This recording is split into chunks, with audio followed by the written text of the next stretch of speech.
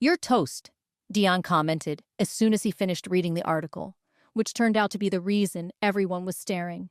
Violet had no idea if Dion had been following her or what. But the second she left the locker room, there he was, with Alice, ready for their lunch date. Or rather, lunch with them. Her and Alice, to be exact. It wasn't a date, just a meal with friends. Friends? Since when did she have friends? Whatever. Dion had suggested they skip the Platinum Court. So there they were, like total outcasts on the lawn, chilling in the shade of a tree. Not many other students were around. Most chose the cafeteria. Even though she wouldn't admit it, Violet liked the peace.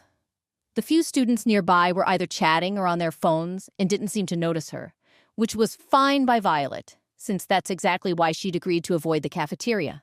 So Dion and Alice brought her lunch. Unlike breakfast, lunch was full of comfort food. Thanks to werewolves' crazy fast metabolisms, high-calorie, carb-heavy dishes were on the menu to help them recharge. "I'm not toast," Violet replied, annoyed, biting into her burger harder than she meant to. She didn't mind the gossip, but despite how good the burger tasted, it felt like she was chewing on cardboard. She just couldn't work up an appetite with everything going on. Dion, completely missing her frustration, continued, "The Oracle's totally setting you up for a fall." She put her burger down, irritated. "Why would you say that? Why would some gossip blogger make up stories to get me in trouble? Who even is she? Where is she right now? I should teach her to mind her own business and stop writing fake news." Violet fumed. "You staring at Alaric wasn't just some baseless gossip," Dion said, smirking knowingly. "The way you looked at him was so intense, I swear the sparks in your eyes could have rivaled Alaric's own thunderbolts." A blush crept up Violet's face. She couldn't exactly deny it, not with the photographic evidence. The Oracle had somehow snapped a pic of her, staring at Alaric while he was dozing in class. But she'd only looked because he was undeniably cute at that moment. Unfortunately, the gossip column had twisted her innocent admiration into something more. And to make matters worse, how dare that coward, hiding behind their keyboard, suggest she had any interest in Griffin? She'd sooner eat a bug than have anything to do with that jerk. "Plus," Dion continued, the amusement fading from his face, "nobody knows who the Oracle is. We don't even try to find out.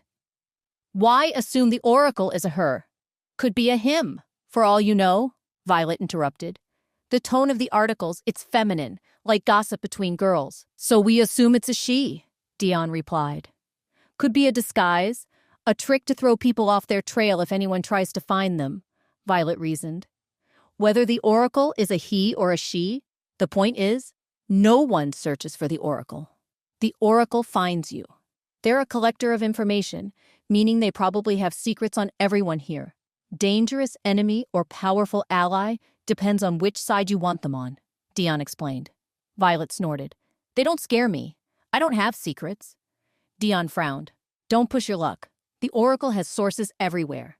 Getting info is like taking candy from a baby for them. Look what happened today. They don't need some dark secret to turn your life upside down." Dion's warning sank in, but Violet's mind was already racing. "So, they might be able to find my parents then?" she asked. "What?" Dion looked confused. "That's the only secret I have. If it even is a secret," Violet replied. "I'm sure the second Asher pulled my records, he found out I was adopted." "About that, I don't know," Dion said, uncertain. "See?" Violet shrugged, making her point. "They can't find everything. I don't have some incriminating secret like the rest of you. It's the people with the most to lose who have too many secrets to cover." Dion groaned, rubbing his hand down his face. "You're way too stubborn for your own good." Violet smirked. "I prefer difficult to convince." They both laughed, and Violet realized she was actually enjoying Dion's company more than she'd expected. But then Dion said, almost out of the blue, "The Cardinal Alphas all had girls, taking care of their needs before you showed up." The comment was so unexpected that Violet, still riding high from their joke, felt her smile disappear. He continued, his voice turning serious. "What do you think these girls are going to do when some purple-haired chick comes out of nowhere and steals their guys? Some of them were already picturing a future with these alphas after graduation." Violet's throat suddenly went dry. She swallowed before saying, I'm not interested in their alphas. That's not what they think, Dion replied. He leaned closer, his eyes fixed on hers, like he was looking right through her. And besides, feelings can change. For some reason, Violet's heart started racing and she felt exposed under Dion's intense stare. No matter how much she wanted to deny it, she knew he was right. Feelings do change. Asher was definitely getting under her skin.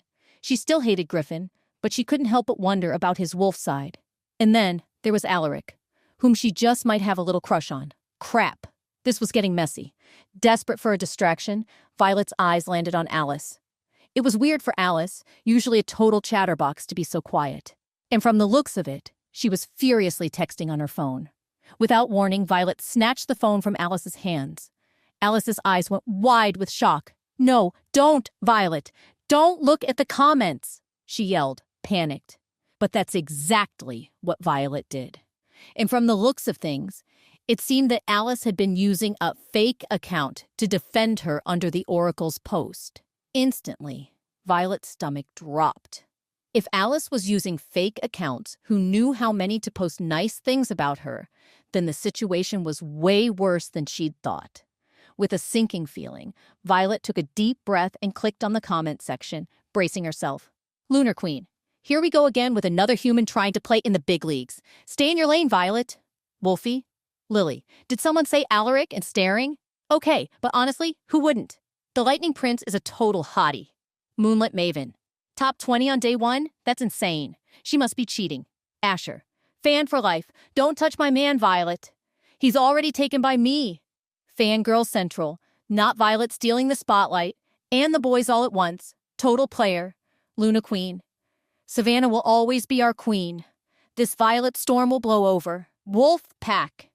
T. If hate's a thin line, Violet and Griffin are practically making out on it."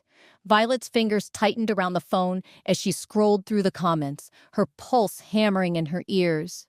Each word felt like a punch, twisting the truth into something ugly. Was this really how everyone saw her? A social climber, a player, someone who didn't belong? It didn't matter that she hadn't asked for any of this. The attention, the drama. It had been thrust upon her from the moment she stepped into Lunaris Academy. A lump formed in her throat as she read the comment about Griffin. It made her skin crawl. The idea of her and him? Absolutely ridiculous. But the worst part was how easily rumors took hold. They didn't need facts, just whispers and assumptions. And suddenly, they became truth in everyone's eyes. And then there was Alice. Sweet, loyal Alice, creating fake accounts to shield Violet from the worst of it. That made Violet's stomach drop even further. If Alice felt the need to defend her like this, then things had already spiraled beyond her control. Wait, that's not the end. You've just had a free taste. Now get the full story on the Pocket FM app, link in description. Check out our next video and playlist, and don't forget to like, share, and subscribe.